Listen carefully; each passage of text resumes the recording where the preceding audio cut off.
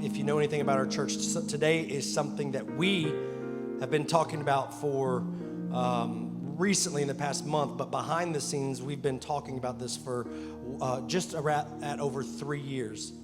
And so it was hard to communicate even to the first experience, 8 a.m., how exciting this moment is for me and how special today is going to be.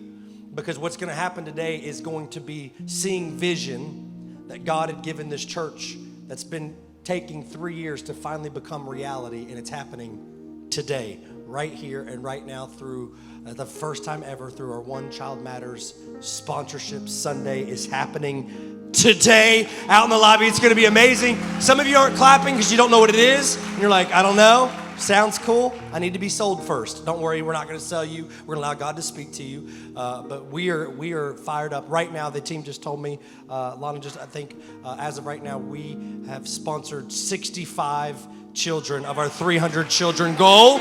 So 65 are already done. And the leadership of the church has already did half of that leading up to this week.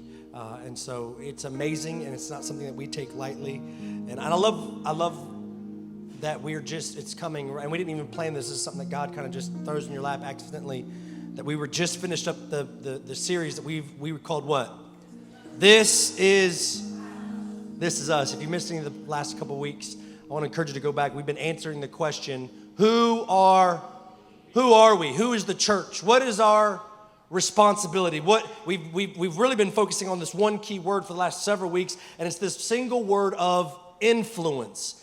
That God, what are we to do with the influence that you have given us? Is it for our benefit? Is it to change culture? Are we just supposed to complain about culture, or are we supposed to engage in culture? What's the role of the church? This is us. This is us. And we didn't even know that this series would be leading us right up into our child sponsorship with OCM today. And then I love it because it's also kicking off this whole entire season that we're in a church where this Friday night is today's One Child Matters. Friday night is Next Generation with students. And then Sunday is Heights Kids Takeover. And then right after that, we're into a series that we are calling For the City, leading into our whole Serve initiative, why we're doing this locally and all the different things. And our RVA used to be RVA Day, and now it turned into RVA Week, and we're already working hard, and the team's doing a great job identifying. I believe right now we're at 30 local nonprofit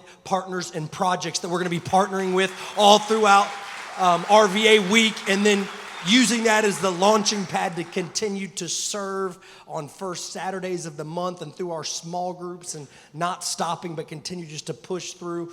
And we're doing that here locally, and I just love that it's coming out of this season where we're answering the question, who are we? And now that we know who we are, now it's time to stop talking about who we are and actually start living out who we are, that God has called this church to make a difference locally, nationally, and internationally, and we're doing those. And today's just a big part of that, and with the focus on international missions and how our church is playing a role there. And I just love it. I feel like I get giddy about this type of stuff. And if you're here, you're new, you haven't been in a while, I just thank you. Thank you for being an amazing church. Thank you for going on this journey. I believe, if you don't know this, I need you to catch this. It has nothing to do with numbers or the numerical growth or anything like that. God is up to something in Richmond. That God is doing something, listen, in and through his church, through the body of Christ. And he's doing something special, and he's using ordinary people like us who serve an extraordinary God to accomplish miracles and make an eternal impact. And it's amazing, and I feel obligated. One of my jobs, one of my responsibilities, I think, as a pastor is to just keep us aware that God is doing more than what we think he's doing. That God is up to something, and it's amazing that we all get to play a small role, a small part in what he's building, on earth as it is in heaven, his kingdom here, and he's using people like us. So who are we? This is us. I wish I could preach the whole entire series again in one message. Wouldn't that be amazing? I can't, but some of you missed the This Is Us series. Who are we, Josh? What are we? You're a little bit excited. I am. This is going to be an amazing day. Let me show you who God says that we are. It's right here in 1 Peter 2:9. I got no time, but you, doesn't matter if you believe it or not, doesn't matter if you think you deserve it or not, you can't earn your way into this, you're never going to be good enough, but because of Jesus and his sacrifice, we are what? This is who we are. He's chosen us as his own people. You are royal priest. He set us apart. We're not like everybody else. We're a holy nation, God's very own possession. So in other words, we were a bunch of individuals doing our own thing before Jesus. And once we came into relationship with Jesus, God said, no, come here. I got to put you guys on a team so that together we can do more miracles. Yeah, it's going to be multiplied what you're going to be able to do if you do it together. Now here's the question. Why did he do all this? Why did he choose us? Why did he make us royal priests, a holy nation, God's very own possession? Luckily, we don't have to try to guess. He's going to tell us, because as a result, so in other words, this is why he made you this way. This is why the reason why he did all of these things. As a result, you can just tell people what to do. You can tell people how they need to live right. Go to church more. No. As a result, you can what? You can show others the goodness of God. Hey, Josh, what's One Child Matters Sponsorship Sunday all about? It's about showing others the goodness of God. And I love this because then just for extra measure, he kicks in another so that. For he called you out of darkness into his wonderful light. Hey, Christian, look in my eyes, please. Hey, skeptic, it doesn't matter, believer, if you're here and if you've been called out of darkness, make no mistake, we only have one job. If we've been called out of darkness, our role now is to get as many other people out of darkness into his marvelous light. That's why he's chosen us. That's why he's made us royal priests. That's why he made us a holy nation. That's why he made us his very own possession, because there's a whole lot of dark in the world. And God's cure for all the darkness is not judgment, it's not criticism, it's not a pointy finger. All it is our role to go into darkness and shine the light of Jesus. And I'm telling you, light can't shine light where there's already light. And only in America. So here's the deal. This is why international, we believe, we've talked about this. This is why international missions and going to the most unreached people groups is so important. Because in America, it's easy to camouflage your light. Because everybody thinks they have a light. Oh, I am a Christian. You are? How do you know you're a Christian? Oh, I go to church. Oh, wow. I missed that one in the Bible. How that made you a Christian. I just didn't see it. Maybe it's there. I'll go back and reread it. How do you know? No, 80% Christian. No, it's easy to be a light where everyone says there's a light. But how about taking your light where there's complete darkness?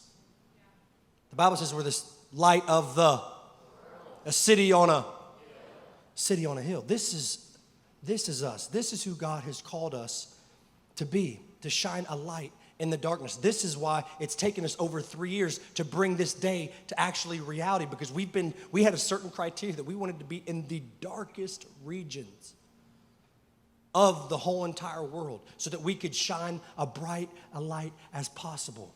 And so that's why I'm so fired up. That's why I'm so excited. We say our calling, this mission that God has given, this in charge. This is who we are. It's on the doors. It's on above the doors as you enter the auditorium. We've said it like this for the last several years. You know it. I say it every single time I welcome you. Some of you are like, oh gosh, here he goes again. Who are we? This is who God has called Heights Church to be. You know, come on, every single voice, read it with me.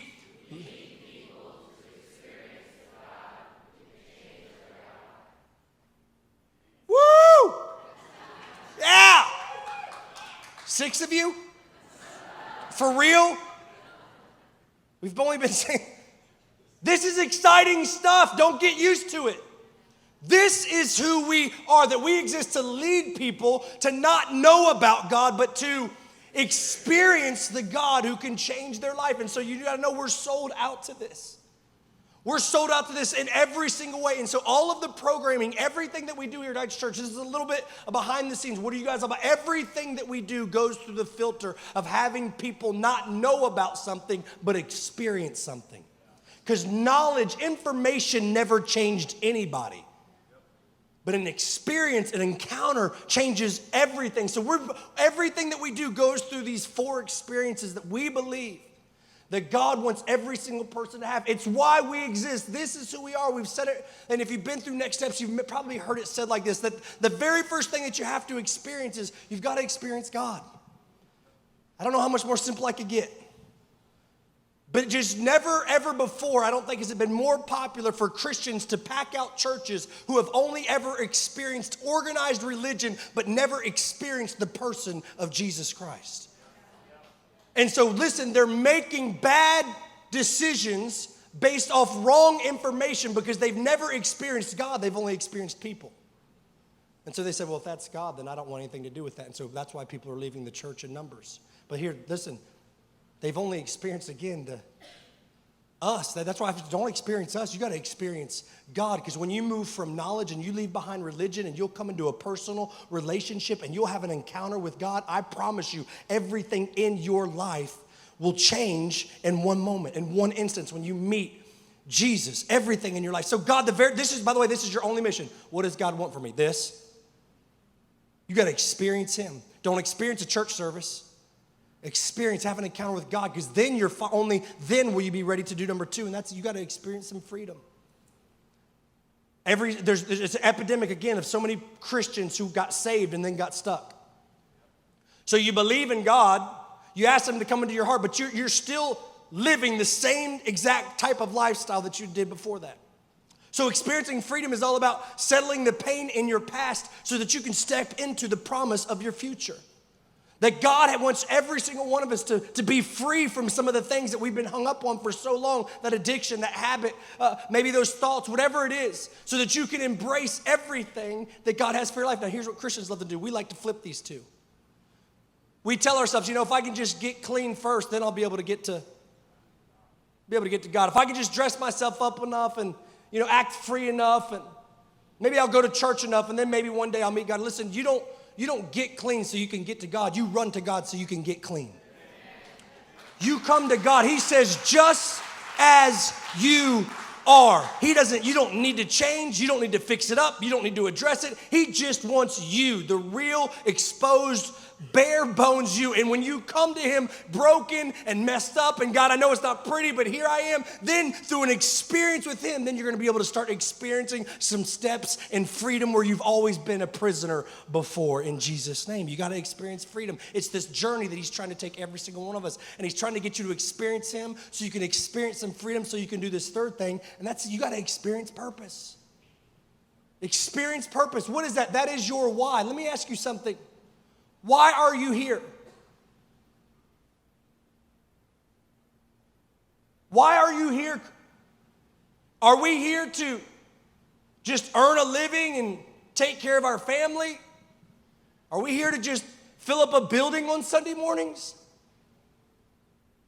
Are we here to just make sure it's kind of a decent life and do the best we can and struggle a lot and then sometimes get a brief moment of victory over our struggle?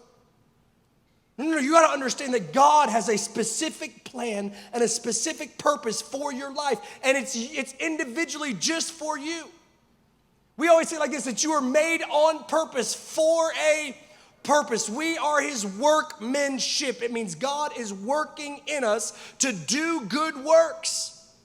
He's created something specific, and I think it's one of the biggest strategies of our enemy to try to pack churches in America full of Christians that don't know their why. And we've replaced our why with, I guess I'm supposed to go to church sometimes and do the best I can. No. You have something very unique and very specific. Me, Josh, I could never do it. Yes, you. God, you got to experience your why. And guess what? You can only get your why from your Creator. Culture can never give you your why. This world will never be able to satisfy your why. Why? Because they did not create you. They did not design you. It can only come from your Creator. And I'm telling you, if you've never lived life on purpose, you better get ready, because when you do, it's the most amazing thing in the world. And it's all these things are building. They're all leading. Experience God, experience freedom, experience purpose. So you can get to this last one, which is, this is, make no mistake, this is God's ultimate goal for your life. This is the ultimate goal for our church. For me as the lead pastor, to be a part of a group of people that are doing everything that they can to make an eternal difference in the life of other people. Living a life not just for ourselves. I know that was popular for the church a while ago, but now we've been called out of darkness into His marvelous light. That God, you chose me, you set me apart, you made me a holy nation, you made me your very own possession. So as a result, I could show others, I could make a difference for eternity. And listen, church, this is us. This is who we are. This is what God has called us to do. And we'll never be able to make a difference if we keep on looking at God saying, God, would you please do something? Oh God, I'm waiting on you to do something in me. And you need to know today that God is saying, no, I've already done what I've done. You do something. Oh, but God, I need you to do something in me. And you need to know that God's saying, hey, I get you. I'm going to help you. I'm for you. But the way that I do something in you is by doing something through you. And when you allow me to work through you, the person that benefits the most is me. Why? Because it's why you were created. You're making a difference for eternity. And that is your why. And I'm just here to tell you that life will never, ever make sense until you start living why you were created in the first place. And this is what today is all about, by the way. What is this all about? Leading you to here. That we've already figured out that the best way to pastor people and lead people is not try to solve people's problems. I know that's what you want. Just zap me. I need all these things to go away. No. The best way to lead you is not to try to solve your problems. Listen, the best way to pastor and lead you is to give you something bigger than your problems to focus on. And could it be the mess that is your life isn't really about the mess? It's just that you've had nothing bigger than the mess to focus on until today. And there's an opportunity where we've given our whole entire church body this opportunity to make an eternal difference in the lives of people. And we're already doing it locally. We're going to do it nationally. But today our focus is internationally and through our partnership. And we've done, come on guys, come help me take this stuff off. We have this video that we put together. And some of you have seen it before, but we had the opportunity the last couple years, and it's been a slow process, and James is going to tell you a little bit more about that in just one second. But this is not something that we've taken lightly. If you've been to our church from the beginning, we've never done this before, ever. But we had the opportunity. We weren't going to be a part of anything that we did not see and that we did not vet thoroughly. And so we've been to these Malindi, Kenya, which is 95% Muslim. And we've been to Manila, Philippines, and Davao City. We've been to these places. We've seen these churches. We've seen these hope centers. We've met the pastors. We've talked with the leadership. We've met them, and we've been here firsthand. And I can tell you that this is us. And when we step up to do something that goes beyond ourselves, that goes into serving people, I'm telling you, you'll experience something in your life that maybe you've never experienced before. I believe it's fulfillment. That's why we were created. This is who we are. I want you to take a look at this video.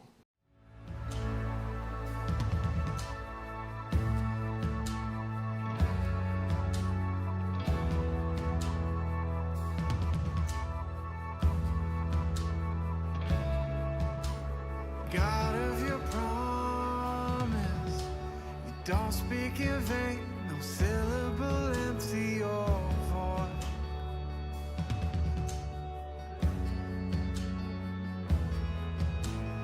Once you have spoken, all nature and science follow the sound of your voice.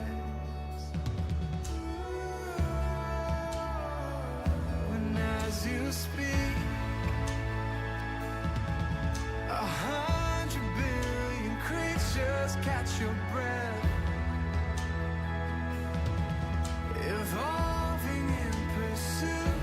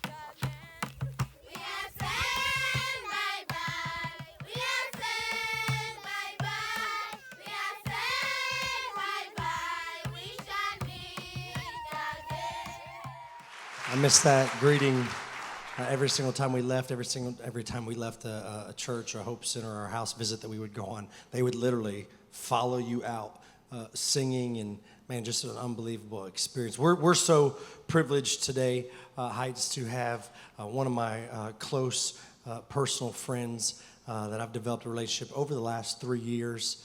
With One Child Matters. He's actually the lead director of engagement for One Child Matters, and been with our teams on both vision trips in Malindi and in Manila.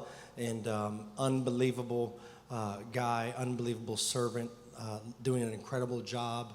I don't know that I've ever met someone who loves, I think has a compassion for not only us, but for the Bible says, for God so loved the. So when he sees the world, he doesn't see America as something that he loves. He sees what?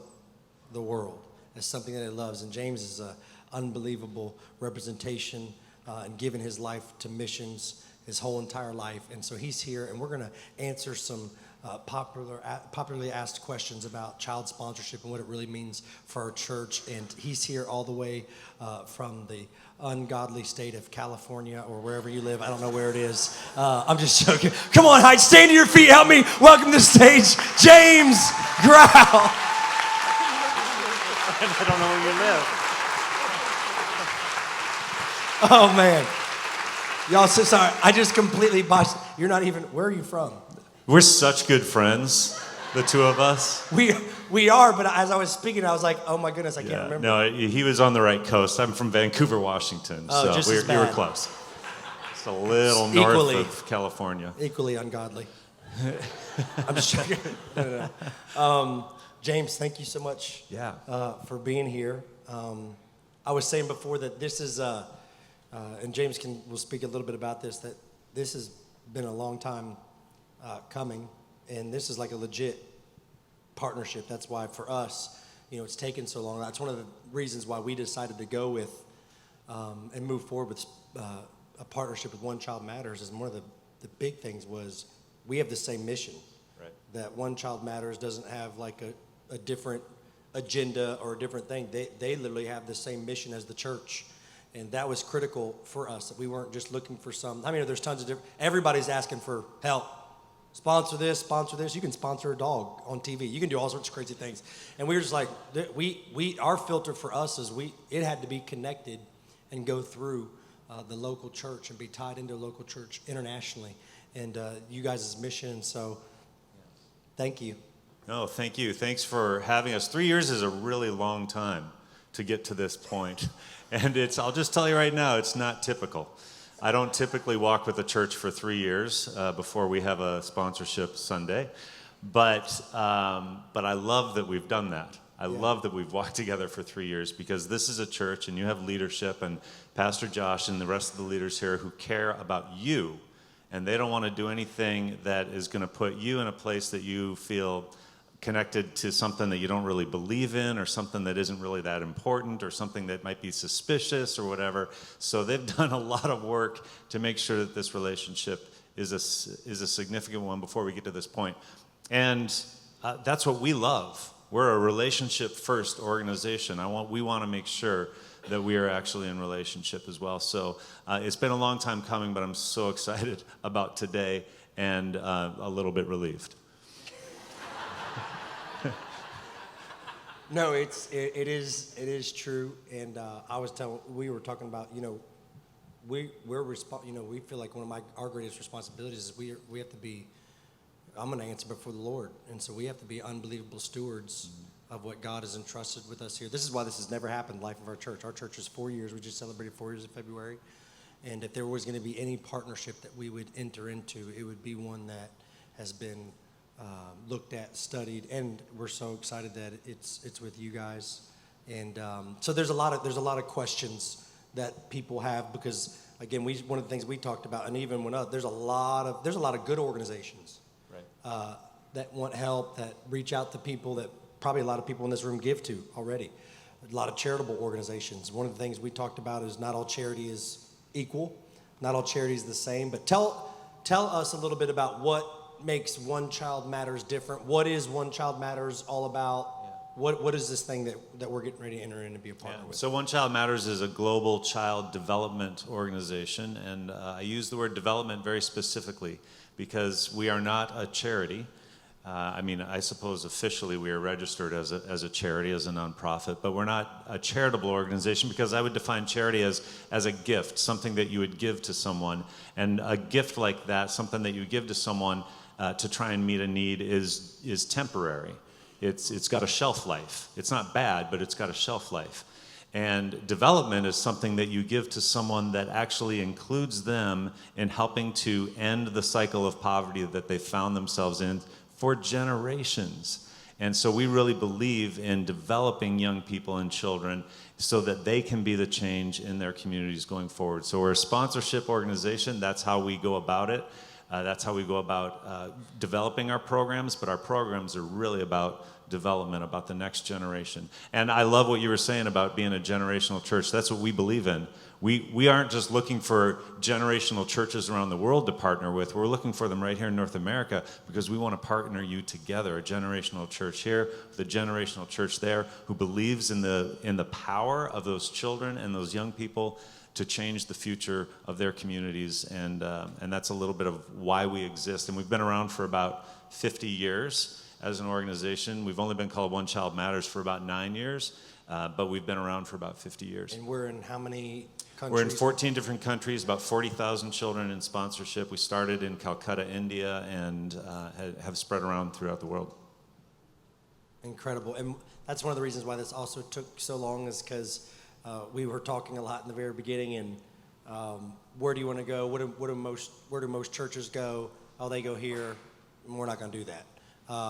How many countries do most churches start with? They mostly start with one. We're not going to do that either. And so it was a lot of back and forth, from us. And I said that on your behalf. You're welcome. I just felt like that was what God was leading and calling us to do. But what about this, James? Talk a little bit about.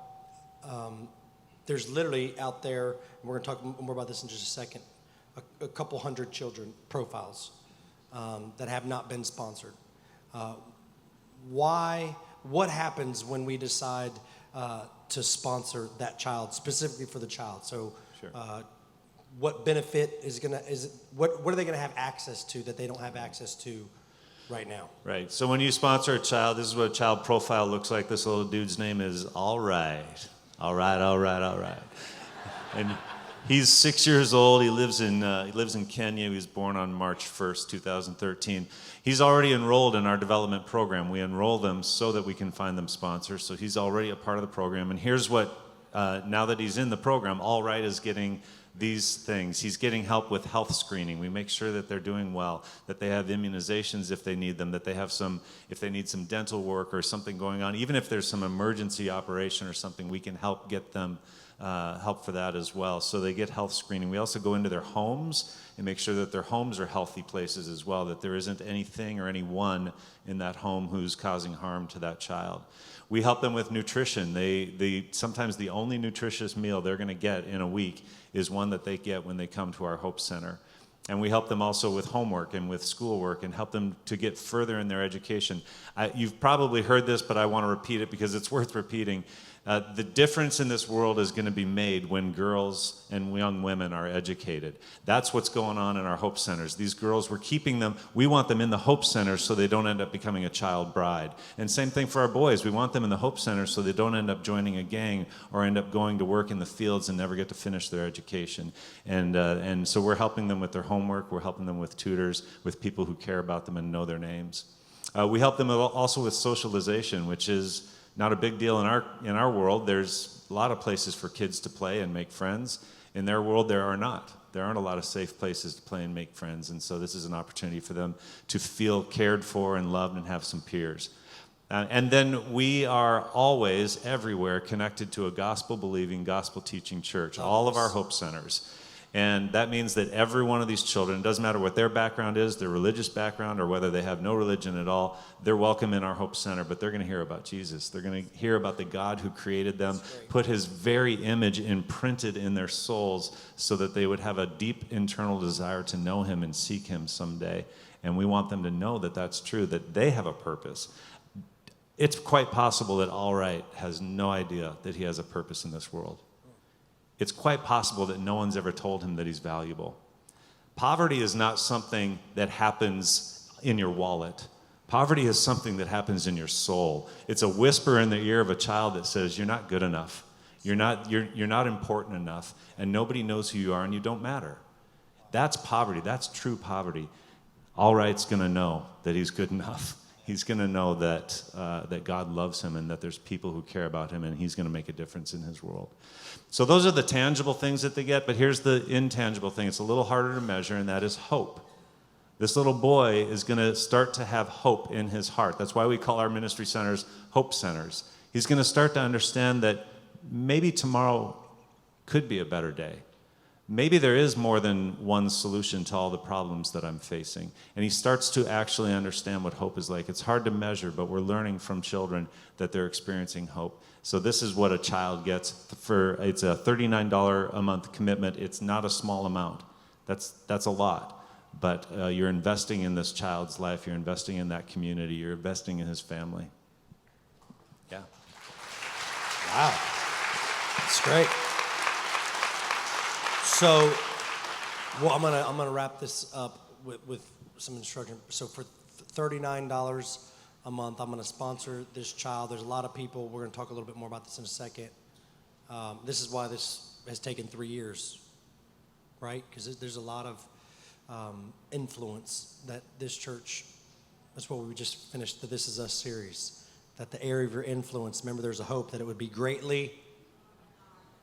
6 of you remember. It's okay. Greatly enlarged, and there was a so that you may reach and preach the gospel to lands beyond you, and that's what this sponsorship, this partnership represents. But what about for those of us that are here? They're like, okay, I get what it does for the kid. Why me? Like, I know Pastor Josh, but I've only come here 6 weeks. This is like, what's the benefit? This is going to sound selfish, even though we just read. Why from God's word that this is who God's called us to be. We're to make an eternal impact. But why me? What's the benefit to me if I decide to say yes and sponsor a child? This is actually a really, I said it's not a small commitment, but it is an easy step. It's an easy way to engage in God's heart for this world. You don't have to read too many verses about children in the Bible to understand that God is for them, and he wants us to be defenders of them, that he wants us to be protectors of them. And so what you're actually doing is joining in the work of God. You're joining the very heart of God as you do this around the world. And once you've sponsored a child, I have a little girl named Princess who lives in the Philippines. And once you sponsor a child, it changes everything. It changes the way you think about the people around the world who are in need. If you've ever been overwhelmed by poverty or overwhelmed by human need, you've come to the point where you go, oh, there's too much. Like, what can I possibly do? There's just so much need. And the truth is, when you think of it that way, you can't do anything. If you think about all of it, you can't do anything.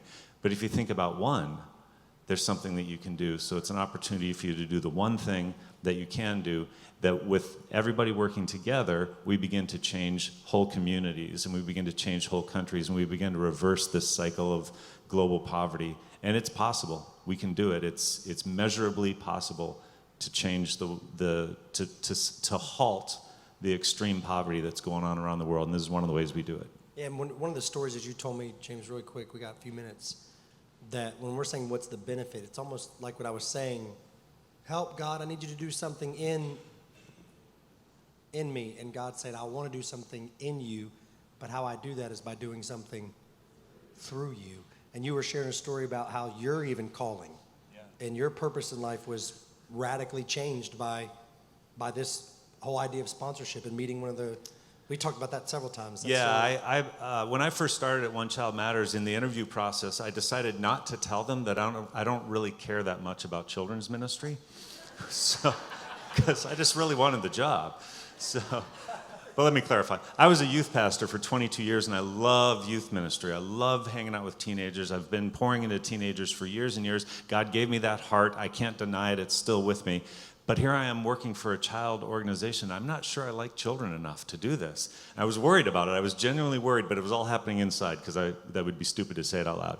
But I ended up walking through a slum, one of the worst slums I've ever been in the Dominican Republic, and I won't describe it to you, but you can probably imagine. It was horrific. It honestly felt like hell on earth.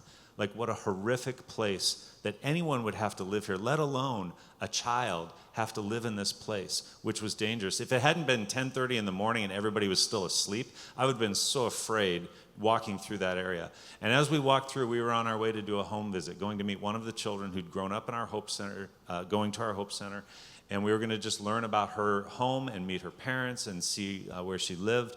And when we stepped out of the street and into that tiny little apartment that she and her parents lived in, it was like we stepped into an oasis. There was something different in that place. There was a sense of peace. There was a sense of calm. It felt like there was a war zone going on outside, and there was this beautiful peace inside. And she came out, and she was probably about 15 or 16 years old, and she had this huge smile, and she had brand new braces that were just gleaming and sparkling. And she introduced us to her parents, and she went into her room and brought out all the letters that her sponsor had written to her, and she started to tell us about what it meant to grow up going to this child development program, and how she had changed over the years and become more confident, and how excited she was about these braces that we actually helped get for her because she needed them. And then she told us, and I'm going to be a dentist. And I thought, that right there, that's enough motivation for me. If a child coming into our program ends up as that teenager and wants to change their community and be a dentist in their community, then I can talk about children and I can love children all day long, because I know they're producing those kinds of teenagers and even better adults, and God convinced me. Thankfully. Thankfully. You obeyed. Yeah. I want to be clear, I'm a father and I really liked my children a lot. So I don't want you to.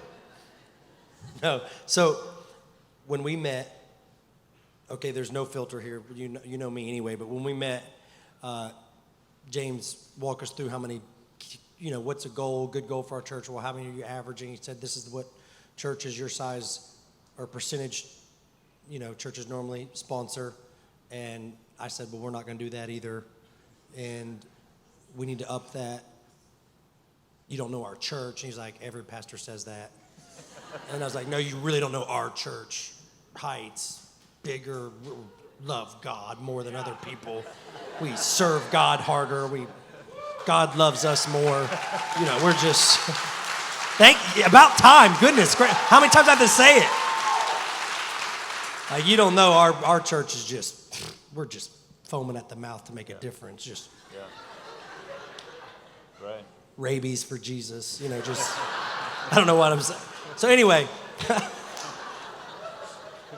No filter. so we set this crazy goal, and you said, are you sure that you want to be in two places and not one? Which the leadership, we got together and we're like, yeah, we feel like we didn't want to set a goal that we could accomplish on our own. Amen.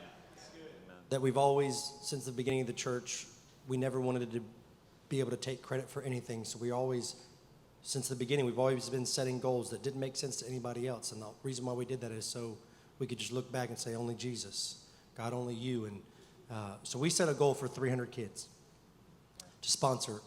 And here's the key today. Some of your mouths just dropped open. You can put them back up real quick. But today, and we sponsored right now, I get 62 of the 300 goal. So there's over a couple hundred there. We've talked about it. What happens now? What do we need to do to take a step, like I said, today? Because that's going to be my challenge just before we leave. Is not tomorrow, but now. What do we do to make this happen? Yeah, so we have a bunch of profiles of children out there from the Philippines and from Kenya. Go out and choose one, and you can open it up. Feel free to go and take it off the profile. You don't have to look from a distance. You can get hands-on with this if you want to. There's a paragraph on the inside that tells you a little bit about that child that one of our, what we call child champions, who knows him by name, has written about him. Then there's this white card on the inside, and this is the important part. This card is how you actually apply to sponsor this child. No one else is applying for this child. There's one profile per child. They won't have multiple sponsors. You'll be the only one. You fill out this card, and then you leave that card with us. If you walk away with this whole thing and go, I'm going to think about this. Let me pray over this thing, take it home, put it on my kitchen table, and then never look at it again. We lose track of that child. We call that kidnapping, and it's totally contrary to our actual corporate mission. We're not, so we don't want you to steal children. But this is an opportunity for you to choose a child, and you can choose however you like. Maybe their smile catches you, or it's the birth date, or whatever it is, their name, something stands out to you. But we encourage you to choose a child, fill out that card, leave that card with us. And then the last thing is that you just need to know that you'll be getting something in the mail that will explain everything you need to know about being a child sponsor, writing letters to that child, following them as they live and develop through the program. And then the beauty of it is we are a church-centric organization. We're child first, but we're church-centric, and that means that this church is now going to be connected to churches in those communities, and we help you take short-term trips so that you can actually go and meet your children as well. So the greatest thing, and one thing that we love, is that one day you're going to go meet your kid that you've been sponsoring. And we've always said that when you meet them, if you choose to go on trips, because we're going every year, we've already done it the last 2 years. And with James, we've seen it. When you see the child that you've helped change their life, and you've done it somewhere else, I'm telling you, you'll never ever going to forget that moment. Something will click and be like, oh, this is what making an eternal difference is really all about. And so that's big. We don't want to kidnap. Please. So if you take one of those and take that white form, this is real. You told me, you're like, no, Josh, I'm serious. We have no other way to track that kid. They'll be lost. So yeah, for a long period of time, it'll take us a while to figure out that they've gone missing. So we want to take that and fill it out. Come on, would you guys help me thank James for? Love you.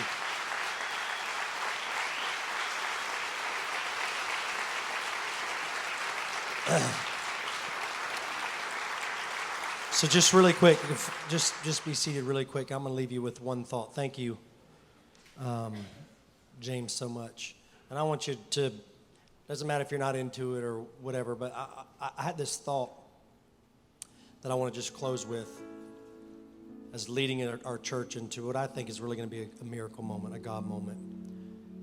And I want to go back to that question again, the why.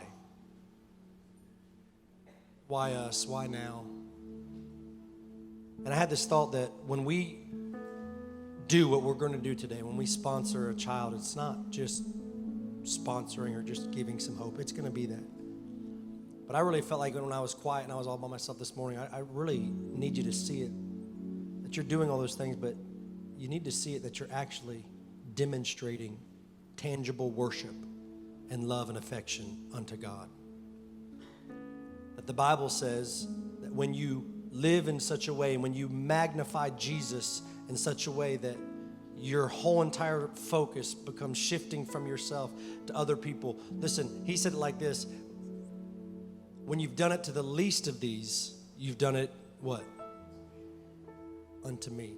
And I love that thought, because what I really think it means is when you've done it to the people that society's forgotten about, that have been marginalized, that have had zero rights, that have zero hope, and when you take some time out of your busy schedule and you want to interrupt everything that God's doing in your life, I'm just telling you, God sees it as worship unto him. Listen, and it's also for your benefit, because God's a rewarder of those who diligently seek him. And I had somebody right after the first service come and be like, yeah, but when are we going to do something here? For any of you that might be thinking, first of all, that we're not already making an impact right here, which we are, but listen, I just tell you right now that with all of my heart, I'm 1,000%, I'm not even wavering, I'm not doubting that God specifically has called this church, specifically called us, listen, to do these things. If you'll love the people that nobody wants, God will give you the people that everybody wants. If you'll be dedicated, Josh, to make the dreams of other people come true, God will see to it that your dreams come true. And we have dreams in this church. We have dreams of a dream center downtown that will come to pass in Jesus' name. We have all sorts of vision and all sorts of ideas, but this is a tangible step right here, right now, that our church is going to take today. And I'm going to challenge each and every one of you. There's probably 300 people in the room right now, 300 adults here in this room right now. That means we need over 150 of you right now, if not every single one of you, to go out there and say yes if we're going to sponsor all 300 of these children. And I don't know about you, and this may sound a little bit, but I think if people in the world were worth Jesus' blood, they're worth our $39.